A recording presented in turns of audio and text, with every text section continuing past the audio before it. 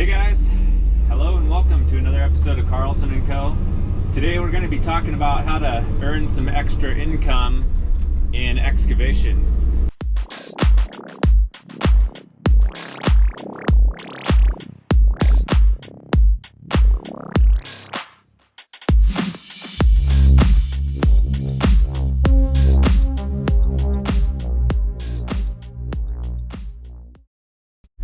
Alright, well, let's jump right into it.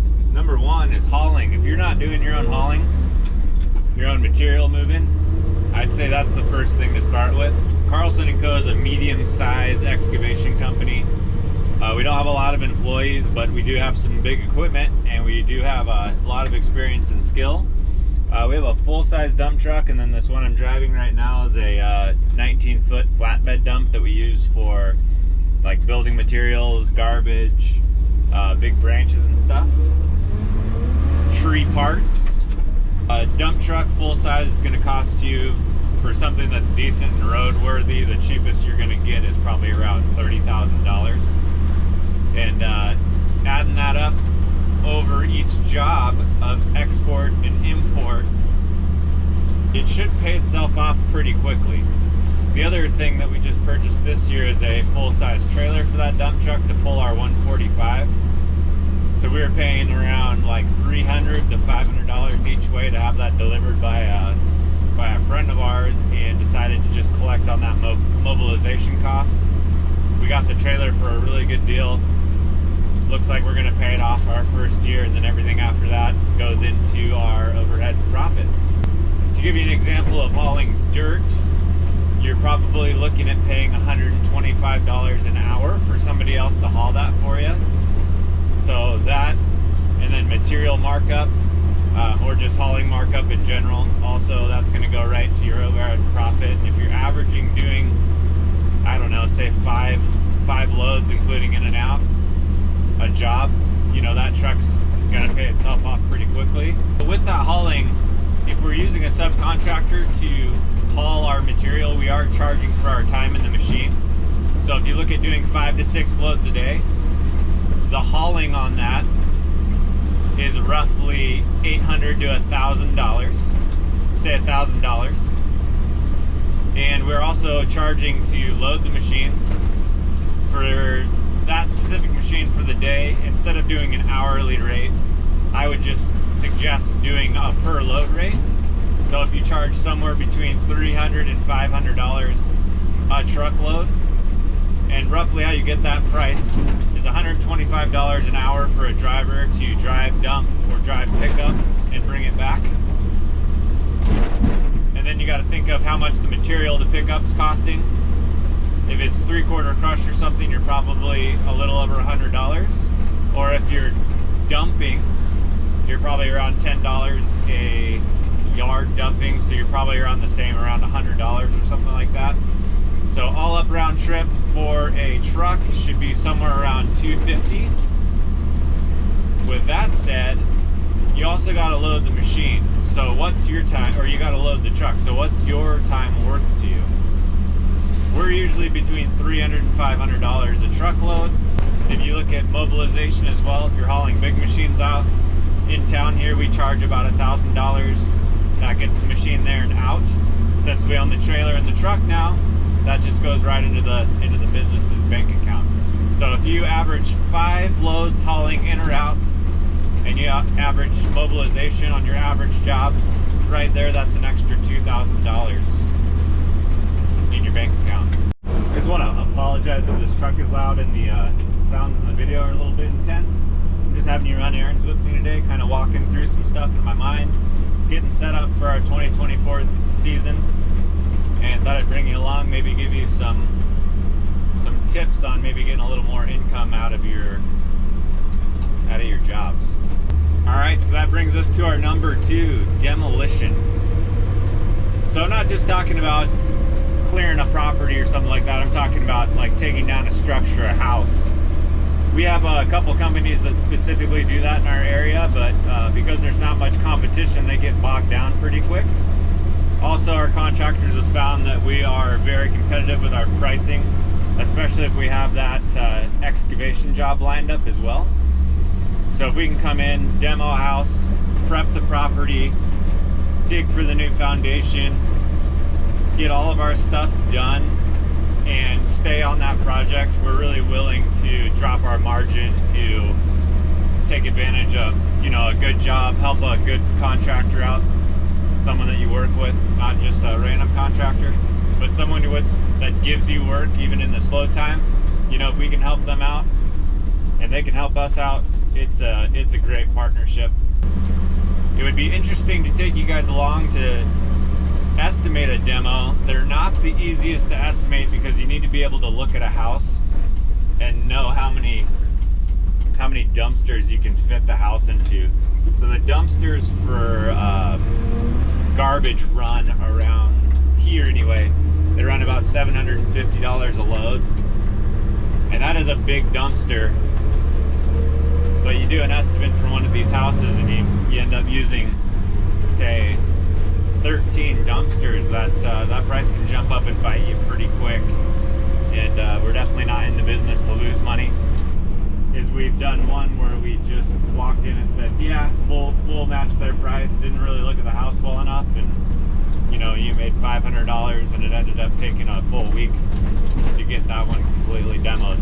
So that was a huge waste of time. Great learning lesson. We didn't lose any money, so not too terrible, but you know, in your busy time you should be making money, not figuring out lessons about bidding. All right, so next thing we're going to talk about is plumbing. We're not just talking about doing the you know, sewer, septic, water for a excavation project, but I'm also talking about repair, replacement. So if you're not already doing the plumbing on your excavation projects, I just highly suggest you look into it. Any exterior plumbing does not require a specific plumbing license. In our city that we work in now, we just basically have to have a contractor's license to be able to pull the permits for it, for inspections. Some of the other cities around us do require a special license, but it's still not a plumbing license. It's not the easiest thing to get, but it's also not an apprenticeship. You can go get it. Also, the county requires us to have a license that they actually put on the classes for, to do a septic system here in North Idaho. You can add on you know, water and sewer service or water and septic service to your excavation bids, which has greatly increased our profit, especially. It is actually pretty simple job, and there is quite a bit of excavation that goes along with it, digging trenches. So it's right in the wheelhouse of doing excavation. I know a lot of guys probably listening to this already do their own, but a big one that we make some pretty good money in, and it's actually pretty decent in the winter as well, is doing repairs. And here we also do water taps, so that's tapping into the main line for new construction, and we actually put in the meter sets and meters for the city. Not all cities are going to allow you to do that. They like to do it themselves, but here, for a specific reason, we have got in with the city and helped them out, as they're pretty short-staffed in the water district. So the sewer and water addition to a home, for like a downtown home, we're roughly getting about $5,000 of that in our overhead and profit category of the job. So it is a great add-on. It's not taking too much time. A couple hoops to jump through with permits and inspections, but really not too bad. With plumbing comes something I never even thought about until last year, but we were doing a project and had to core a sewer line. It was a concrete sewer line that we had to core to re-tap. And just thinking about cost and trying to do an estimate for these guys, it was a deep hole in the alley. Decided to, hey, instead of spending $750 to have our concrete guy come out and core this, why don't we just buy a unit? And we did. Our unit cost us a little over 2,000 bucks, I think, with a couple bits, and we charge $700 to $750 per core. So we add that on addition to us doing the tap in general. but now we can do the core and we can collect that money. And then we also charge $300 to do any coring in the side of foundation. So if you have a basement with a non-full depth sewer, or you have a crawl space where the sewer just needs to come through the foundation wall, we can now core that ourselves and collect that $300 as well. Nice to say that piece of equipment actually paid itself off just in 2 jobs. So we didn't buy like the Husqvarna, the real fancy one, but the one that we have, we are really happy with. I'll link it in the description if you guys want to take a look at it. But man, 2 jobs paid itself off. Now every job that we have coring to do, it's just right in the pocket. Another profit, overhead profit, income right there on coring. So speaking of coring concrete, how about concrete demo? Do you guys do concrete demo? I would say that's one of our most profitable additions that we can do, or standalone services, is concrete demo. So we have a high lift gate on our big dump truck, and we can load it with our mini, though that's pretty slow, but you can load the dump truck with a skid steer or our bigger machine, and we charge $500 per load of concrete, which is the loading it itself with our own equipment, doing the demo, haul off, and then we pay about $80, I would say, per load to our local quarry that's trying to fill back in their quarry. So really the only cost you have is the dump fees, which is 80 bucks. And past that, it's your time if you own your equipment. I would love to go over the pros and cons of owning versus renting if you guys are interested as well. Years back, started renting to do my excavation work. I think it's really important to rent when you don't have work lined up. Otherwise, really makes sense to buy if you can afford it. We can talk about that in another video. Concrete demo, great profit maker. It's actually pretty easy here to drum up work with the demo work that we're already doing. But I found another way to find that kind of work is while you're doing grading. So just recently I met a new concrete guy as I was grading the pad in a garage, and I asked him, hey, do you do your own concrete demo? And he said, yeah, I have a little mini, but I don't really have the time. And I said, oh, okay, well, we do. Give us a call anytime. We'd love to estimate it for you, or just come out and do it. And he said, wow, that's great. I actually have to turn down work. Anything that has demo involved, I got to turn down because I just don't have the manpower or time.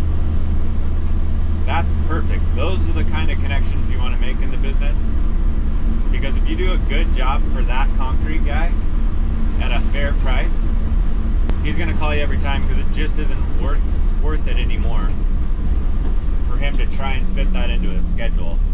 So here we're looking at a project we bid out for hauling. This is a pile of dirt I'm climbing right now.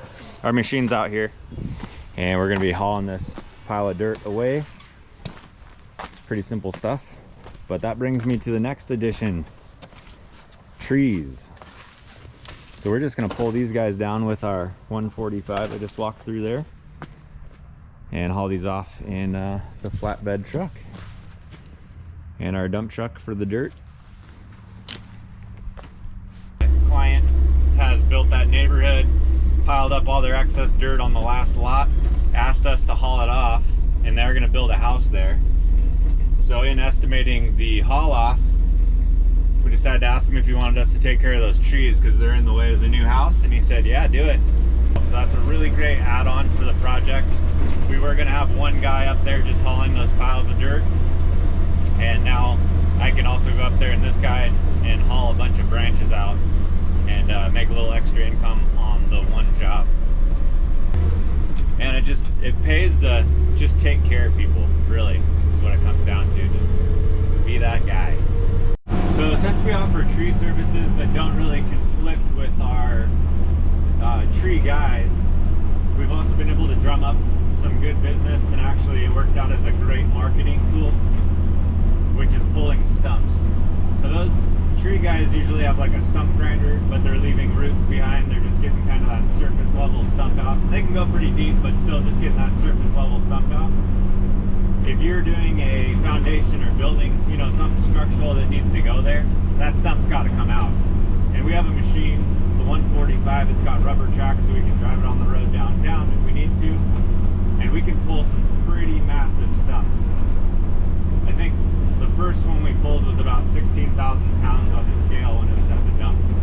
I mean, it can do some serious work getting some stumps out, and it's kind of that size that you can't do with a Mini, but you also can't really be bringing a big steel track machine downtown. Landscaping. The next one's landscaping. I've been asked a lot to do landscaping, and I used to do landscaping, so I don't really shy away from it too much, other than just if it conflicts with our work schedule. But it is a good addition to excavation if you can get some landscaping done early. So we like to add on services like hydro seeding, kind of final grading, doing some rock landscape. You know, think about what you can do within your constraints of equipment and things that you have. I'm not saying to go out there and do some hand labor and plant plants unless you want to. There's nothing wrong with it. But really, if you think about it, bringing in a couple loads of topsoil, grading it out, hiring a hydro seed company to come spray hydro seed on it to grow some grass, even putting in irrigation systems if you're doing plumbing already. It's all kind of within that wheelhouse of excavation, and it's a great addition, especially if you're coming back to doing final grading for like a driveway. Final grading in general, you know, after backfill, you can get a little extra money than just coming out to grade a driveway. We offer retaining walls. We do poured concrete with custom forms. We do block wall, and we do precast walls. And I would say the block walls, we go a little higher end. We don't do any like of the hardware store block or any kind of that like landscape grade block. We like to do some structural stuff with some drainage. Also, I'll always add drainage to the walls. So on cost for doing our like block walls, it's a little bit higher than the other guy, but you are getting a better quality wall. And if you can offer something like that, or poured walls, which is a little more labor intensive, and the precast walls are nice, especially if you have some equipment to move those guys that are really easy to lay. On our block wall, we use the higher end block. We use drainage. We charge a little bit extra, but it's actually one of our best margin jobs when you look at it at the end of the year. For the amount of effort put in the job, which is a lot, there's a lot of labor that goes into doing retaining walls. But for the effort put in, the profit on that is pretty darn good. And if you own equipment, this tip's for you. Rentals. And I'm not saying open up a rental yard. What I'm saying is with your networking connections with your other excavation friends, if you guys can work together, if you have a piece of equipment they don't have, they have a piece of equipment you don't have, instead of buying one, why don't you guys do some swaps, rent off each other? It's just another way to get more business, better relationships, help with your business. It's pretty cool. And then also, if you're not using your machine, you have a payment on it, or you're not using your machine and it's paid off even, it's pretty nice to be able to have a paycheck coming in instead of just looking at that thing sit. Because we usually have at least one piece of equipment sitting, you know, even if it's for a week. It'd be really nice to get some money coming in on everything all the time. It's that money while you're sleeping deal. Alright, so here's the bonus tip. Networking. I think every example I've given you has come from networking. Meeting a plumber, him not being able to tap a sewer, so he calls you on his next job. All of a sudden you got that relationship and you got that work from him. Tree service guys having us pull stumps, giving our names out to people. Demos, concrete removals, helping concrete guys out. Just drumming up business, talking to real estate agents, getting connected with other excavators. We work with a couple different excavators. Like if our job's a little too big for our staff, we'll hire them because we don't have to worry about labor ready guys, and we don't have to worry about someone we haven't worked before. And we almost just work as a solid team. It works out really nicely. Real estate agents are another great connection though. They can take you down rabbit holes of bidding stuff and meeting people, which isn't very profitable, but you will find those guys who really put your name out there. And also I would aim towards, you know, people that are real estate agents that are working on developments. Because if you can find somebody who's doing developments, they're actually out there working in the field, and their connections are going to be more builders than there are just regular homeowners. Everything in this business is really connected, and if you can get a good network group of friends and colleagues together, I mean, I think that's the best marketing strategy that you can have, the best advertising you can do as well. Well, thanks for watching. I hope this video helps you guys out, make a little more income in 2024 with your excavation business. I'll see you on the next one. Yeah, that could work.